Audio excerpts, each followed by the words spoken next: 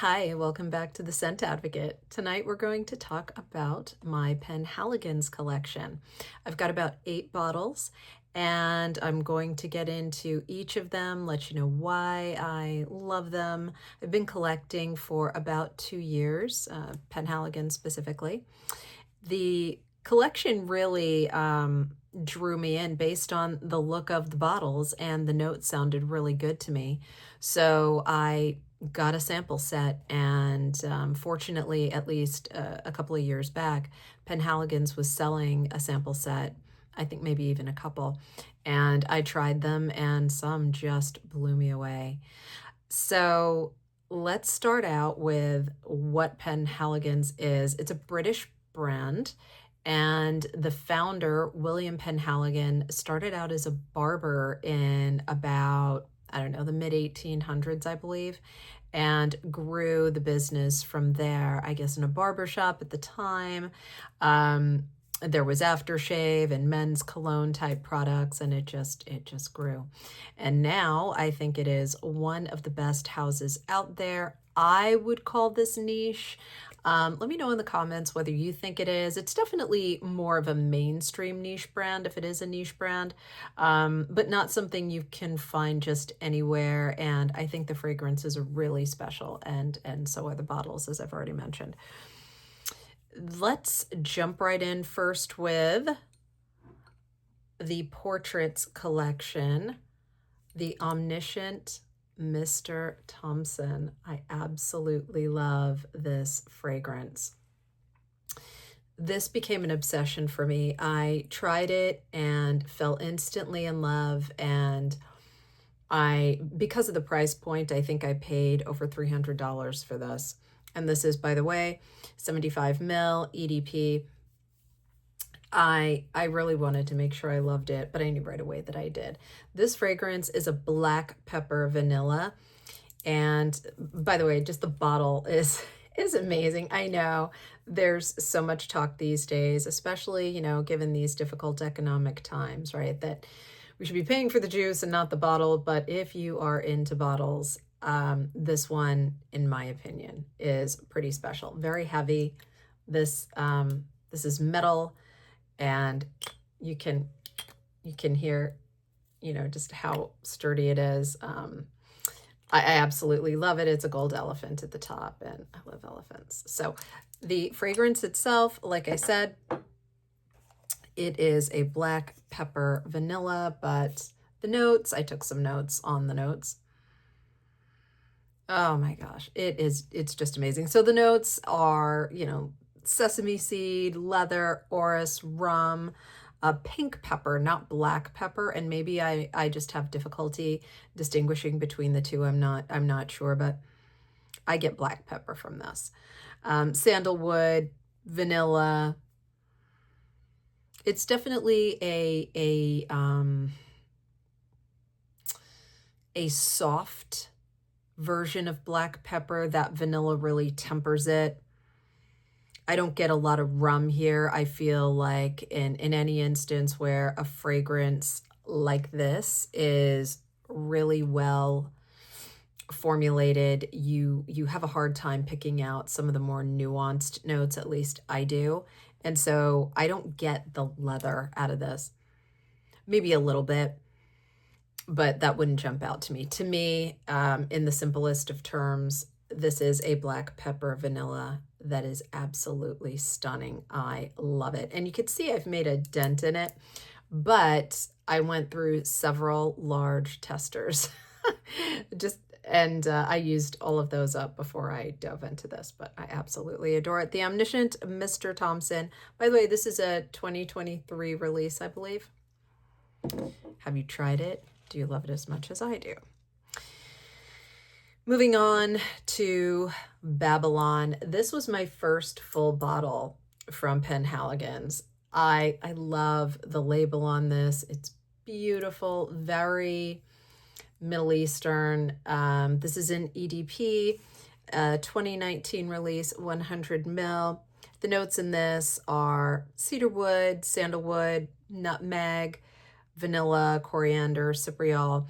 There's saffron in this too, but I don't I don't have an easy time detecting saffron for some reason. I really struggle with it. So unless I know that that's one of the notes intended for the fragrance, I just don't pick up on it.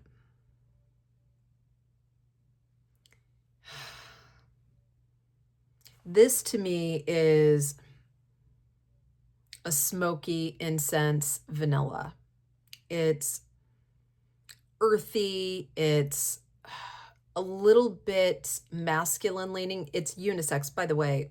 So is the Omniscient Mr. Thompson, but this, I think they both are unisex, leaning a little bit masculine, but this, oh boy, it's hard to say. This is exactly what you'd expect from a fragrance called Babylon. You know, that mysterious Middle Eastern, beautiful, a little bit dry, special. It's just,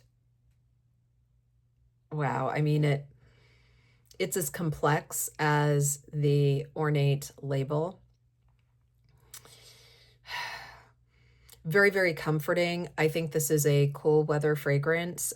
So, in my opinion, is the Omniscient Mr. Thompson, but this makes me feel cozy. They both do. In fact, that's probably one of the trademarks, not literally, but one of the themes, I guess I'll say, of Penhaligon's fragrances. They give me an extremely cozy feeling. The other thing is these perform really well. And I love them so much that I tend to overspray. Be careful with that. I've gotten some feedback, never negative, but whoa, what are you wearing at the whoa part? And I wouldn't have thought that it would elicit a whoa, or, anyone having it really jump out at them. Fortunately, these are amazing and I've never gotten anything but, whoa, what are you wearing? That smells amazing. Where can I get it? But not everyone is a frag head. So you got to be careful. Just know that the performance on these is really wonderful and Babylon is no exception. Next, we've got, oh boy, Halfeti Leather. Sorry, Halfeti Leather. Halfeti Leather. Now, this one was a gift to my husband for Christmas last year. He did not wear it, and I therefore assumed ownership. By the way, this is an EDP 100 ml 2021 release. The notes in this are cardamom, cinnamon, incense, leather, lavender, nutmeg, plum, patchouli, and cedarwood. This, I think, leans pretty masculine.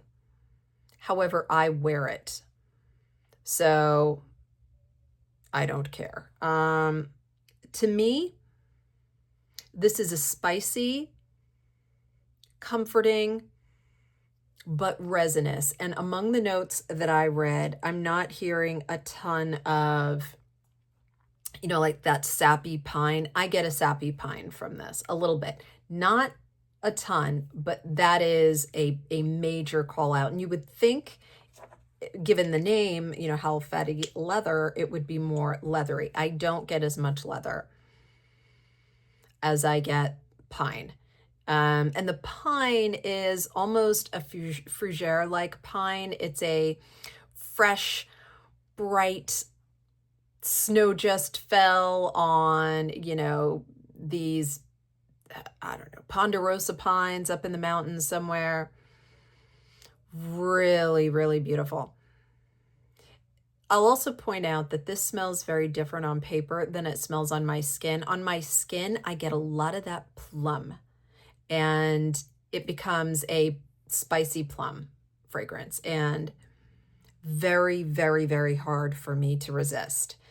This is another one that is definitely a powerhouse. They're all really good performers, but this one I can overdo, and I just can't help it. It's that good. I crave it. It's like if you have a thing for sweets and you end up overeating the sweets because they taste so good.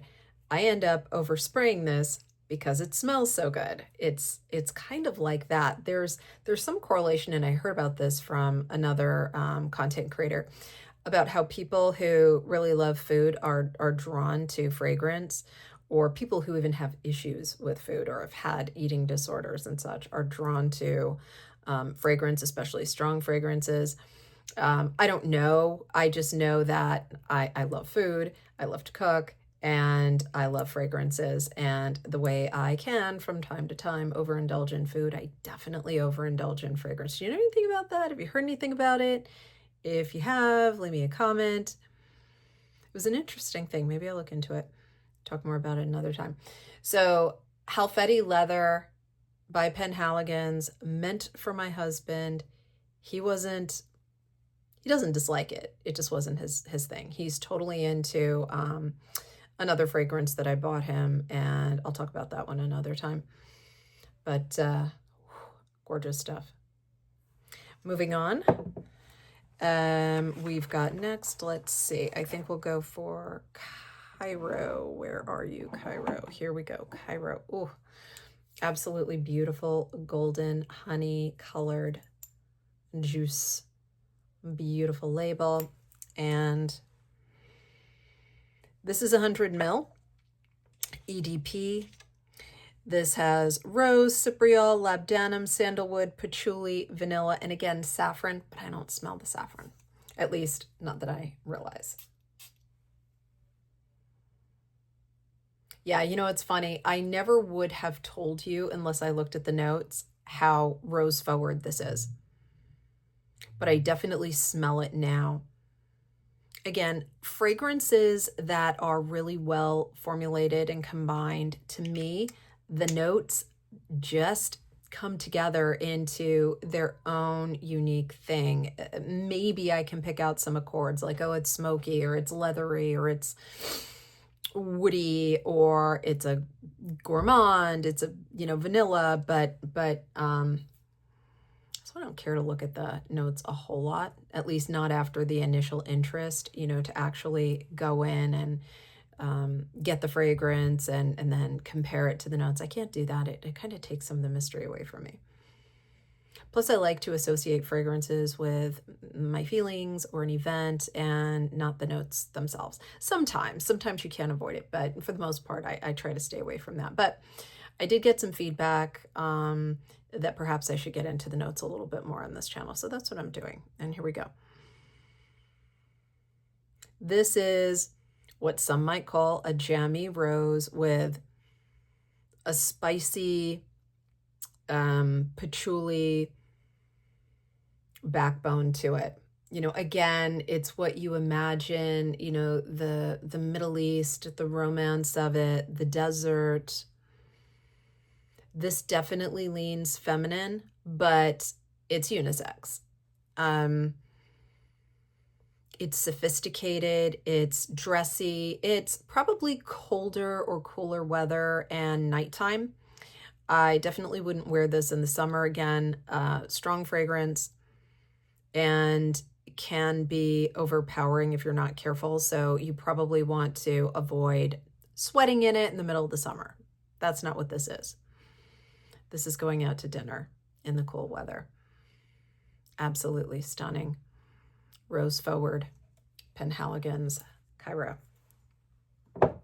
Moving on, I am going to butcher the name of this one. Can you guess? It's Alula, I think. This I got as a Christmas present, and I love it. It was on my wish list. Beautiful, beautiful. This is a 2024 release. It is an EDP, and I think 100 ml. I think it's either 100 or 75 ml. A lot of black pepper in this. Frankincense, cardamom, plum, tobacco, turmeric, saffron. I do not get the turmeric in this. I guess there's a little bit of a, what is it? A tartness that can come with turmeric, but I wouldn't have known that. I would have associated it with the black pepper accord, or a pepper accord and the black pepper note. And as it dries down, that tartness goes away. I think with saffron, there's also that tartness, but there's something peppery about turmeric in my experience. So it's lovely together. Now, I do want to make clear that this is in no way a replica of the Omniscient Mr. Thompson. Not even close. Oh, God, that Mr. Thompson. It just dries down into this warm, cozy sesame seed meets cooked rice and vanilla. With a little bit of pepper, but a perfumey black pepper. This is more of a true spicy black pepper. Alula. Am I pronouncing it right? Let me know in the comments rather, if I'm pronouncing this horribly. You can see the spelling is a little bit, I mean, the spelling is fine. It's just they're doing something with the capitalization of the letters. So, absolutely beautiful. So I love this for also the cool weather. I've worn this to work. Make sure you're mindful of those around you, because as with the other Penhaligons, this can pack a punch. And for me, I overspray anything with pepper in it. I love it. By the way, this is 100 ml, I can see on the side. Unisex, truly unisex. This could go either way. Absolutely beautiful stuff. Alula. Or not. Maybe it's something else. Okay, moving on to the Legacy of Petra. Love this stuff. There we go. Again, beautiful label. Absolutely gorgeous. Very ornate label with a, I don't know, an Art Deco type writing on there. Beautiful stuff. So this is 100 ml EDP. And this one is fennel, myrrh, and vanilla. Yeah. Oh boy. So I think I might have mentioned to you all that ethnically I'm Sicilian.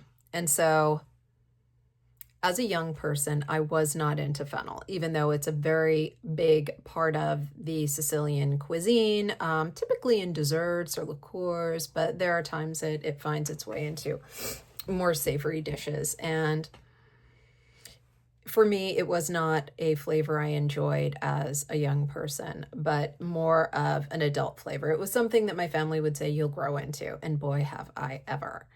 I love an anisette biscotti for my coffee. I love demi-tasse with a little bit of anisette in it, and I absolutely adore fragrances with fennel. Oh yeah. So this is exactly what the notes say. Fennel, myrrh, that kind of incensey, resinous thing. And vanilla, absolutely beautiful stuff. This to me leans feminine.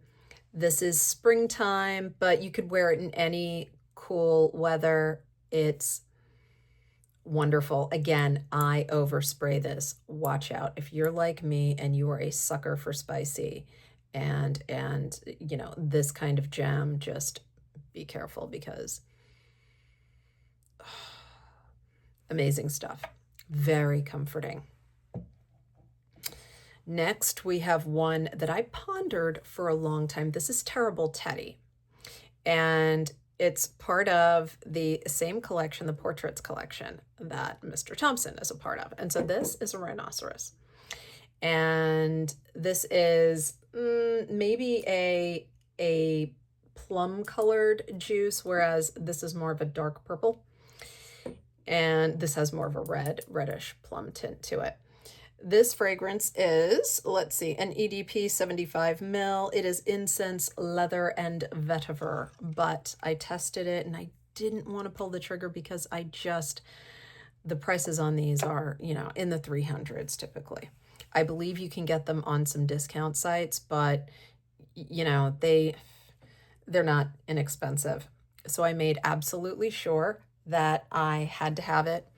And I found myself buying larger and larger decants. And then I, you know, after a few of those, you may as well buy a bottle. So I did. Love this stuff.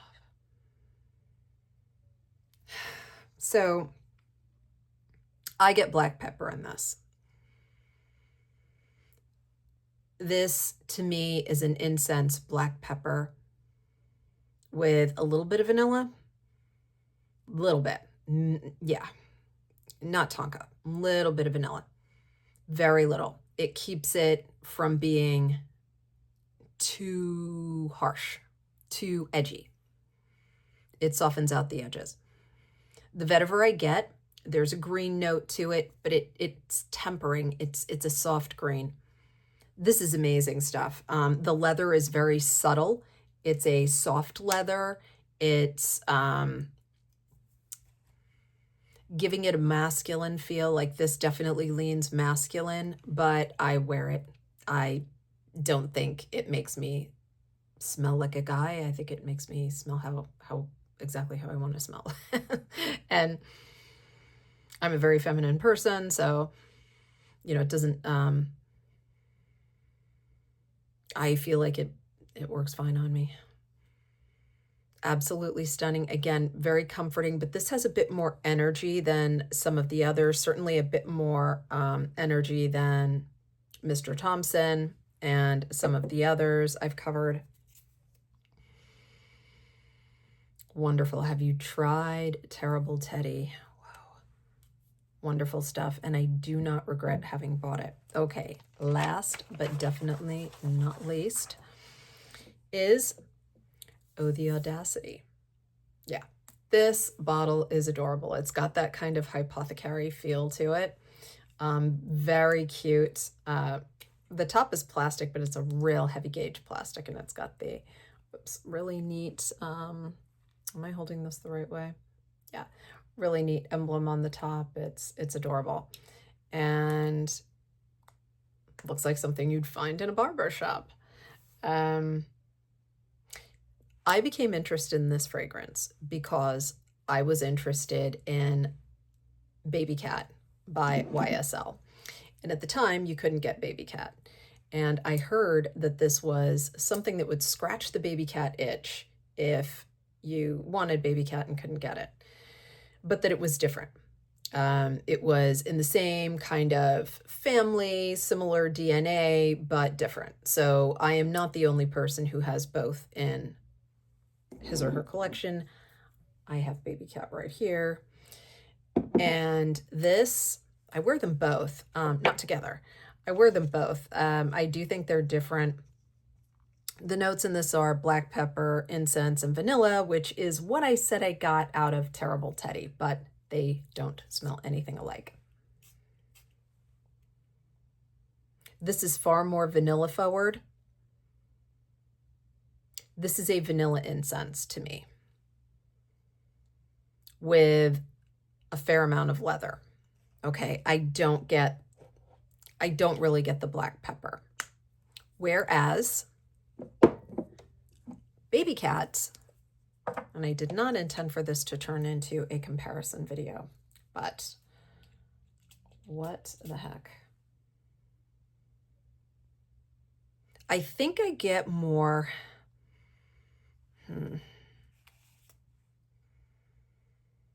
Okay, Eau the Audacity is brighter, more energizing. Babycat is more leather and a darker, more syrupy vanilla. There's a similarity. There is, to me, okay, a similarity. But no, I had no problem and have no problem with them both in my collection.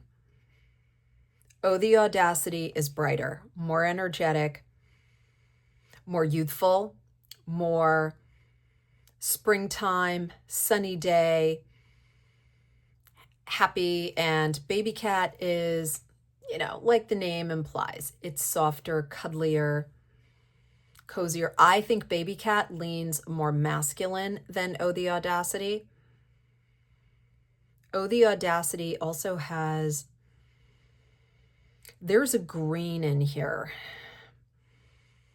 and I think it gives it some of that brightness. Maybe there's a slight hint of citrus. I don't know, but I definitely get the difference. So how about you? Have you tried them both? What do you think? Are you loving Oh, the Audacity? Have you tried others from this particular line? I forget what it's called, but oh, it's Potions and Remedies, I think. Let's see. I'm not sure. Tell me in the comments if, like with Mr. Thompson being called the Portraits Collection, is this called Potions and Remedies? What distinguishes this look and feel in the packaging from the others? What there's something they call it, and I can't really read it. I think it might be on here as well on the top, but I can't read it. Anyway, let me know what you think in the comments. Do you love Penhaligons? I love Penhaligons. There are many more that I want. I will say the price point for me is steep, so I have to be measured with this. Most of these I've gotten as gifts. And by the way, in this and any video, when I say I've gotten it gifted, it's from family. I don't get PR. No one's ever given me any, like no fragrance house has given me any fragrance or anything like that. So this is all gifts from family. Sometimes I gift to myself, but anyway, let me know what you think. This one was a lot of fun to make. There are other Penhaligon fragrances that I want. If you can recommend any that you think, you know, if you've watched me and some of the videos and you think you got a feel for what I like, I am delighted to take recommendations. So if you haven't subscribed, please consider doing so. Give me a like, leave me a comment. Thank you so much. We'll see you next time. Bye.